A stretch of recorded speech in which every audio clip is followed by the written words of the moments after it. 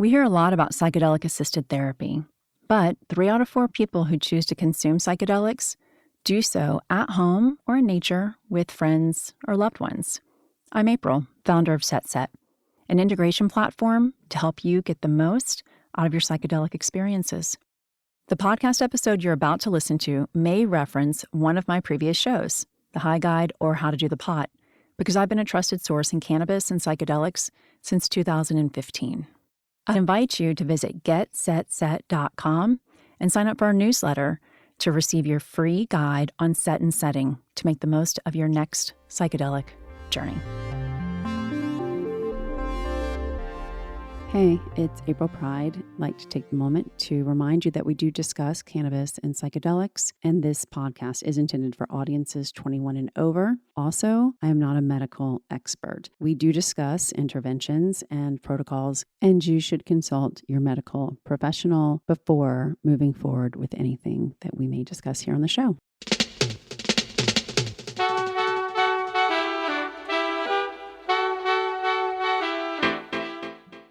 Our guest today is Jennifer Chesak, a journalist who recently published the Psilocybin Handbook for women, and who will help us better answer the question, does psilocybin affect women differently? In this installment, we'll commence with Jennifer's personal narrative, unpack the cannabis and psilocybin connection, and uncover the potential of psilocybin for conditions such as anxiety, OCD, and substance use disorders. Over a series of 3 episodes, we'll just scratch the surface of this topic, but I have great news. Jennifer's book is both big on information and style. I love the book's cover.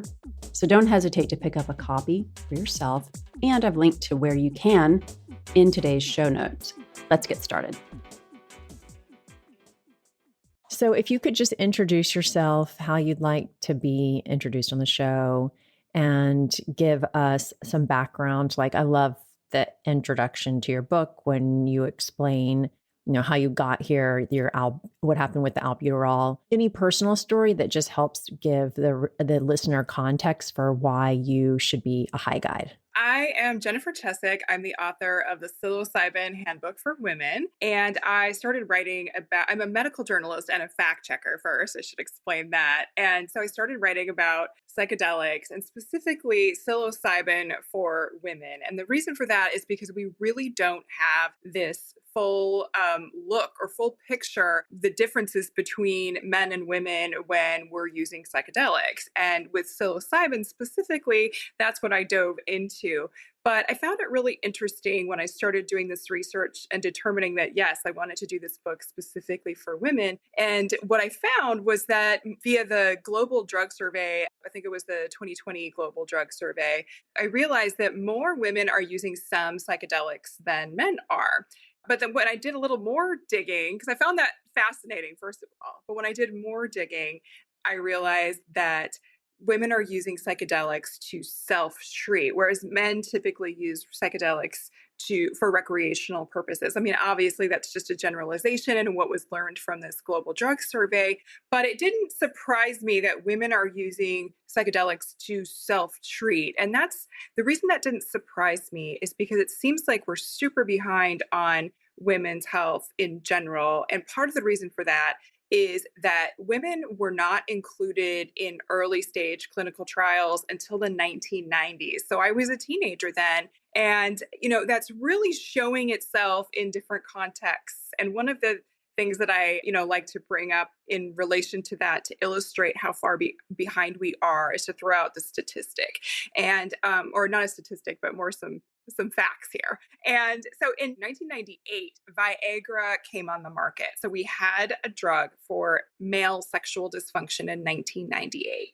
At that point in time, we did not even have a full picture of the internal structures of the clitoris. So that didn't happen until 2005 when a scientist, a woman, she dug into this and did some MRI imaging and then learned about the internal structure of the clitoris. So that happened in 2005.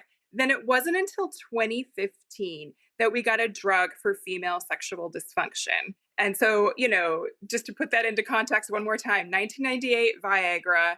2005, we finally get a full picture of female genitalia. then it wasn't until 2015, that almost 2 decades after Viagra, that a drug for female sexual dysfunction came out. So I know we're going to talk about sex and psilocybin a little bit later, but I love to talk about that, timeline, just because it is so alarming.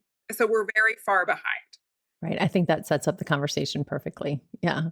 And the other thing is when I looked through the book at some of the conditions for which psilocybin is being used, I thought you also set that up quite nicely because you said there are conditions that we're treating, and then there are symptoms that are related to the root condition that are also being treated by psilocybin. So if you could talk a little bit about this circular, solution, I guess. Yeah. So what I did with chapter 11 in the book was I researched all the different conditions that psilocybin has so far been at least looked at in some respect. Doesn't mean we have robust research, but at least we have some. And then I looked at which conditions either only affect people assigned female at birth, or disproportionately affect people assigned female at birth, or affect people assigned female at birth differently than they do men. And the example that I give of the difference would be something like smoking cessation. I mean, I know that's not a condition, but it's something that people often are trying to do, is to quit smoking.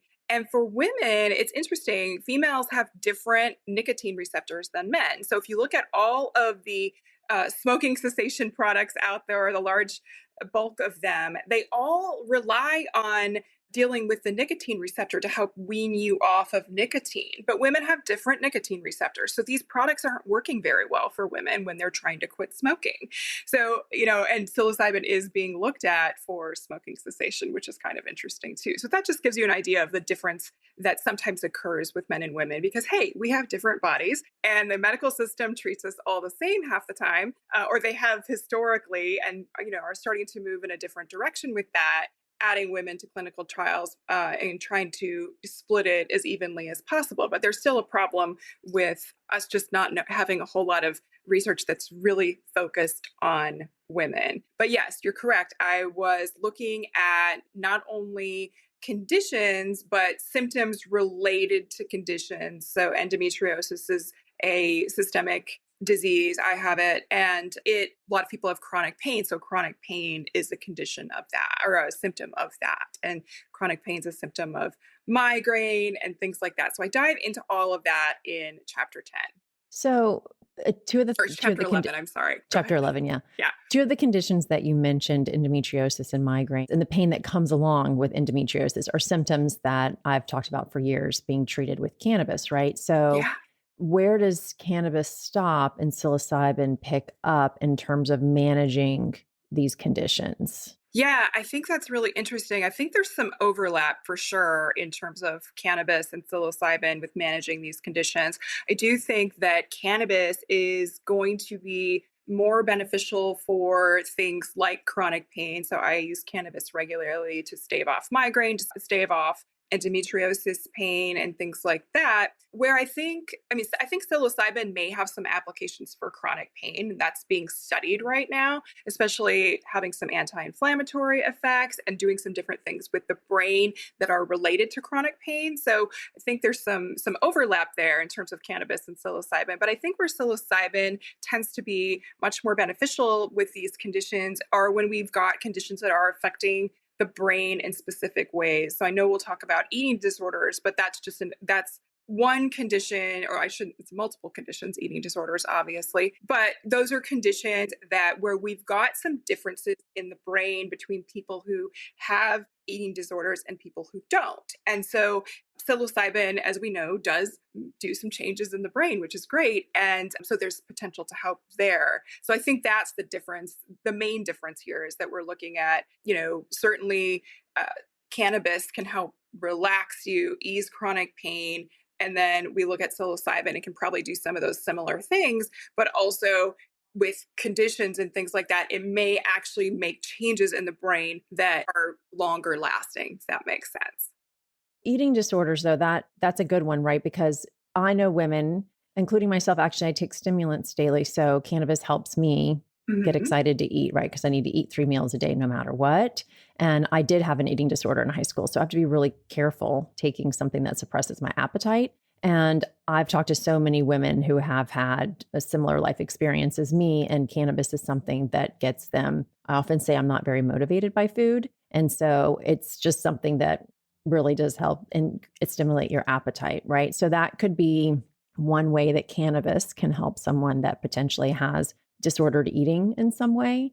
And then with psilocybin, I think this is a really great example of, I often say that cannabis helps with the symptoms, and it feels like not just psychoactive drugs, but psychedelics help with the root cause of what may be leading to those symptoms. So there may be something there. And I'd like to continue actually with this eating disorder conversation because we had a live event here in Seattle on Tuesday, and eating Okay. disorders came up because the same treatments have been used for decades and it's not working. It's really about you're doing something wrong. You need to reset your relationship with food and how you take care of yourself. It's a lot of you're not doing this right, and we're going to teach you how to do it because once you do it, you'll feel better.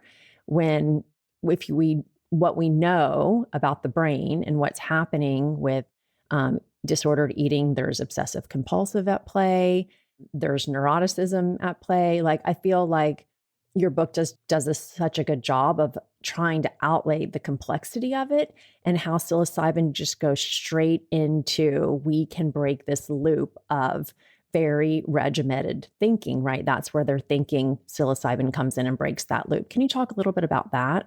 Yeah, absolutely. So I'm really excited about some research that is coming out eventually. It's in the works right now on psilocybin and eating disorders, and really specifically looking at anorexia. With anorexia, it seems like there's some abnormal activity with serotonin receptors, and with anorexia there's that, and also a reduced concentrations of what is called brain derived neurotrophic factor. I always have trouble saying that. And so these things may play a role in contributing to anorexia. The researchers really need to dig into this a little bit more. Brain derived neurotrophic factor is protein and has a lot to do with our neurogenesis, so how our neurons are doing in our brain and things like that. And so we know that psilocybin binds to serotonin receptors and enhances BDNF expression, which is, so that shows some promise with anorexia. And also with anorexia, we have this situation where we've got a lot of cognitive rigidity and emotional avoidance that are probably there. And so a psychedelic experience can typically positively impact these traits. So also people with anorexia nervosa have this, it's an increased connectivity between resting state functional networks. So when we look at something like the default mode network, which is a network of brain regions that all work together, and they do that to form our sense of self. And so it seems like we have increased this in anorexia, there's this increased connectivity between the default mode network and what is called the angular gyrus. And so that increased connectivity is associated with these issues regarding, what would be called interoceptive awareness. And that is our awareness of essentially the internal states of the body. And so we may have, maybe that's related to what happens with body dysmorphia, which is very characteristic, different eating disorders. But what we know with psilocybin is that it decreases this connectivity of the default mode network. And so by doing that, we kind of, release this connectivity that might be driving the eating disorder. And then also psilocybin decreases amygdala reactivity. So researchers are saying that also might play a role with anorexia. And so because the amygdala plays a role with that. And so we may have less emotional reactivity to food and body related cues once we've done a journey on psilocybin, if that makes sense. Again, we need a lot more research on this, but I'm excited to hear that researchers are studying this because I do think that we've just kind of touched the tip of the iceberg. I want to take a minute to explain a term that might be new to you: whole fruit bodies. Mushrooms have these amazingly intricate underground root networks that are a big part of what make mushrooms magical.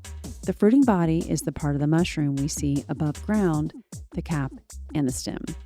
And those are the parts that make magical mushrooms magic. For the true romantics who want to experience the purest form of psilocybin, our whole fruit bodies, which are carefully dried and sold by the eighth of an ounce, are the way to go. Of Like Minds fruit bodies are cultivated and sourced in Seattle, where Of Like Minds is based. It's important to us to work with trusted partners. That's why our whole fruit bodies come from the same guy who helps us create our amazing caramels. All of our fruit bodies are cultivated and sourced in Seattle, where Of Like Minds is based. It's important for us to work with trusted partners.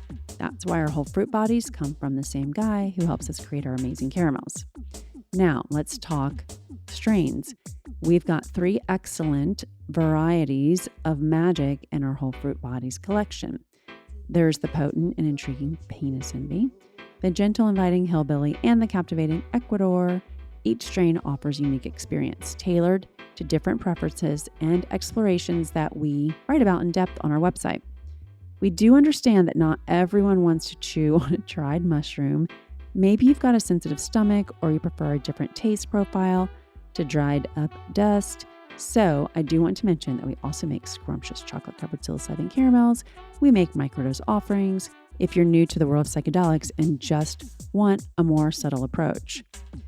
So whether you're seeking the purity of whole fruit bodies or the convenience of taste of an edible, or if you're looking to take baby steps into tripping via microdosing, the Of Like Minds website is a place to go to get started.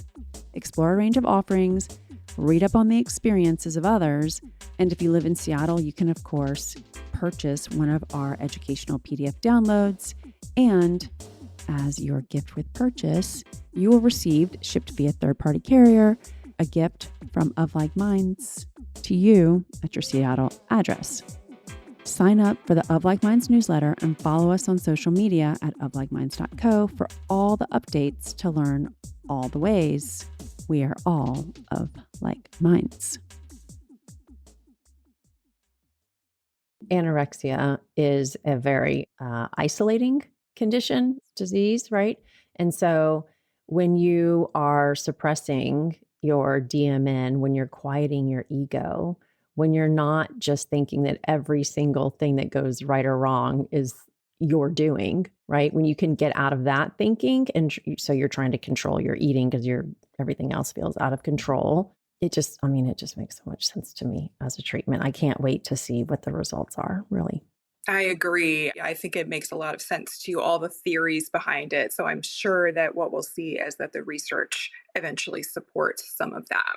So, we could talk all day about research, lack of research, what the research actually says. But one of the most important things in your book is the fact that there's so much to be learned from indigenous cultures who don't necessarily have science to back up what they know these medicines, what psilocybin specifically can do for women specifically, right? So one of the things I learned in your book is timing your psilocybin journey with your ovulatory cycle. And since I read that and I've been talking to other people about it, there is a huge amount of interest in understanding that better. And I know your book does a great job of going into the details of that. And so I would recommend that all listeners buy the book. If there's a place that you specifically want them to buy the book, I'm going to make sure that link is in the show notes. And again, the book is the Psilocybin Handbook for Women. If you could just talk a bit about what you learned about two-eyed seeing and where there's a lack of research, what information we do have in terms of turning to, psilocybin with women in their cycle. Yeah, absolutely. Such a great question. And so, two-eyed seeing is a concept that a social worker, her name is Natalie Villanova. She was telling me about this, and she also had this in a poster presentation at a conference that I was at. And I was just like, tell me more about this. And because I had never heard of it before, but two-eyed seeing it's a concept that was first introduced to, I guess, the mainstream, we'll say, by Micmac elder. His name was Robert Marshall, and he was of the Eskasoni First Nation. So he's the one that first brought this to mainstream. But the concept is similar to what it sounds like, really, is that we have this trove of indigenous wisdom out there because indigenous people have been using psilocybin for thousands of years, well before white people even knew about it, right? And so we think of science as this thing where you do something over and over to produce the same results, and then we call this science once we get the research solidified and whatnot. Well, indigenous people have been doing that. They've exactly been doing that. They've been doing something over and over and over to get these same results. They've been studying it. It's just not in the way that we think of as this very specific scientific method. So we need to be blending not only the scientific research, but also what we know from indigenous wisdom. We need to be blending that when we talk about psychedelics because they are sacred substances. So that's a good point. But also, again, people have been doing this as practice for so long. We have knowledge from that, even if the research isn't showing this yet in that scientific method way.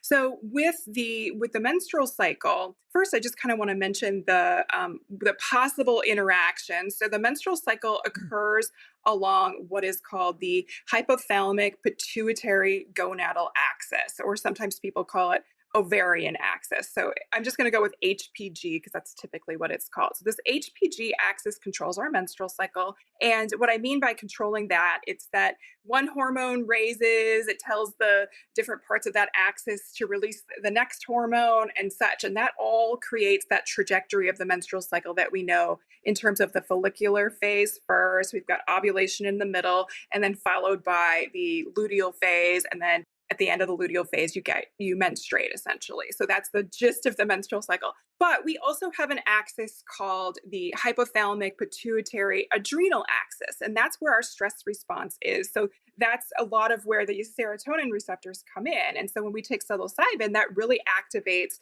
that HPA axis, the hypothalamic pituitary adrenal axis. So researchers are finding that there is some overlap there of those axes. One can impact the other. So theoretically, as we activate serotonin receptors, as we activate serotonin receptors, we're certainly on that HPA axis, and that can impact the HPG axis. So it's a lot of axes going on here. But what I wanted to do was find out, so we're thinking that there's an impact, and there's some research coming out about that, but we don't know all the specifics regarding psilocybin and then how that affects the menstrual cycle yet. We're learning some cool things, such as that it can help regulate the menstrual cycle, perhaps. Again, more research is needed. But we do have indigenous wisdom. So getting back to this two-eyed seeing concept, I talked to a woman, her name is Michaela De La Mico. She goes by Mama De La Mico on Instagram, and she's super knowledgeable about psilocybin and the menstrual cycle.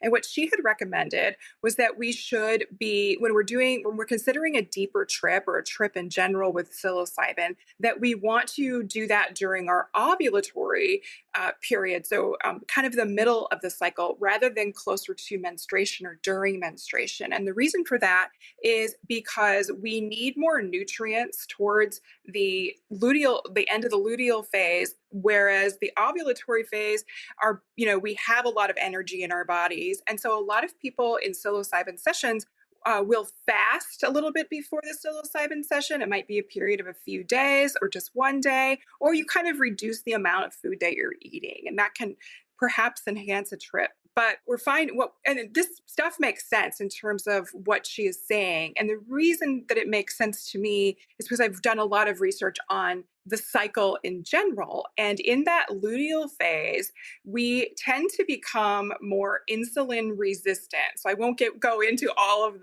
what insulin resistance necessarily is, but that can drive our cravings because our bodies are trying to send all these nutrients to what would be a fetus, essentially, or an embryo, or whatever you want to call it, if there is one. So our bodies are doing that in the luteal phase. And so that is why, again, why we have cravings during that time. But at ovulation, we don't necessarily have that because we haven't entered that state of insulin resistance yet. So I think that we're going to find out more of this information in terms of just cycles in general, explaining why are we having all of these cravings? Why do all these things happen? Why do we get a migraine near the end of the cycle there? But we're also going to find out more information about how the proper or the best practices in terms of psilocybin and our cycles. The other thing that Mama De La Mico told me that I found fascinating was, so obviously there are different microdosing protocols, but if you're thinking about engaging a microdosing protocol, she recommends that that to start whatever protocol you're going to do and maintain it for about 3 months, so that you go through essentially 3 cycles to see how it is working. Keep a diary perhaps on what's happening in your body, any changes that you note. And so yeah, that's kind of what her recommendation was. And it seemed to make a lot of sense to me just based on science research that I've done on the cycle.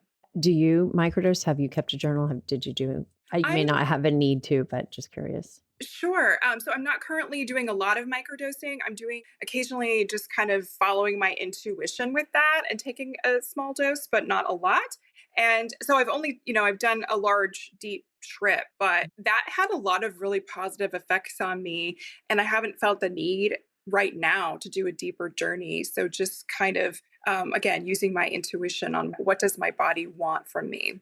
I want to thank you. Yeah, I just want to clarify something. When you said that we should time our psilocybin trips around the ovulatory phase because we're more insulin resistant, is that because it will be harder for us to not eat in preparation for a trip and they're trying to make that easier? No, that's not. Oh, no, I'm Yeah, sorry. that's okay. Certainly that aspect of fasting kind of plays into that for sure. You're going to Right. have a time fasting. It's not necessarily recommended to be fasting around your as you move into your menses, essentially. So that insulin resistance, there could be things going on in terms of that stress response that's a little bit more heightened during that Mm, time. There's a potential for that. And so we may have a more pronounced trip experience, perhaps a negative experience. It varies per person. It's just kind of recommended that ovulatory period is the better time based on okay. that. But I was bringing up that insulin resistance just basically because it's going to be harder to fast. And I think fasting is beneficial before a psychedelic session, well, specifically for before psilocybin. Okay. Yeah. So there are a couple of reasons why it makes sense to do it smack dab in the middle. Yeah. I mean, anecdotal evidence, but whenever I have taken not just psilocybin, but even MDMA, I start my period early. I start it the night that I take it. And I've heard from so many women that is true. And I think I might have read in your book that there might be a reason for that. We just don't really know quite yet, but why it can bring your period on. Do you have anything to add to that? Yeah, I think so. What's really fascinating now is that people are studying this. So at Johns Hopkins Mhm. Psychedelics Research Center that they have, there are 2 women who are studying this, and they did a case study essentially where they looked at 3 women who had used psychedelics, and they were kind of considering the impacts that had on the menstrual cycle. 2 of the women did use psilocybin. I think somebody else used something. The third woman used a different type of psychedelic. But these 2 women, they noted one had premenstrual dysphoric disorder, so PMDD, and the other had PCOS, so polycystic ovary syndrome. And both of them had irregular cycles. And once they took psilocybin, they noted that their cycles came a little early. And Mhm. that backs up what you're saying, and that you've heard all of this from, anecdotally from people, Yeah. what's occurring. And then the other thing that they noted was that after this period of irregularity, their cycles became much more regular again. So that was really interesting. And again, I think that really has to do, and researchers think this as well, that it has to do with that overlapping of the axes. So the HPG axis controlling the menstrual cycle and the HPA axis with your stress response. So we Mhm. know that those axes do have that reciprocal relationship essentially. Did these women do one macro dose and then it reset, or were they taking microdoses, or were they doing a combination? Do you know? I would have to pull up the research Okay. again to Yeah. determine that, but I think they each had done a larger dose and then one continued to do some micro dosing Okay. after that. So we don't have enough research that actually, could with enough people to say that this is true or whatever, but Right. it does appear that we're seeing so many people online talking about this, that the cycle comes a little early and this more of a regulation after using psilocybin. So I think it's really fascinating. And I hope we do get some research about this that's a little bit more solid at this point. Well, one of the things that you touched on that is the number one concern that our audience has, and that came up several times actually this Tuesday at our live event, and that is the idea of a bad trip. And I know that bad trips get a bad rap, and we should be calling them challenging experiences. It's in the zeitgeist. We call it bad trips, right? So, in women, it looks like some of the data points to the fact that we are more likely to have a challenging experience. And it seems, based on the conversation we just had, that could have something to do with when you decide to trip, where your cycle is. Yeah, I'm actually really glad that you brought that up. So there is some research about that. It seems that challenging trip reports are more common in people assigned female at birth. And so again, we need more research on that. But, the analysis that I looked at suggests that people assigned female at birth may experience psilocybin even at different doses differently because of various hormonal aspects, enzymatic reactions in the body, and even the social differences that we are, exposed to. Again, we just have different bodies than the male body. And so I think there's something to do with estrogen and psilocybin in terms of one might impact the other. So I think estrogen has an effect. Our level of estrogen may have an effect on our trip when we're tripping. So it just depends on where you are in your cycle in terms of the level of estrogen that you have, because it's kind of like a roller coaster in the cycle.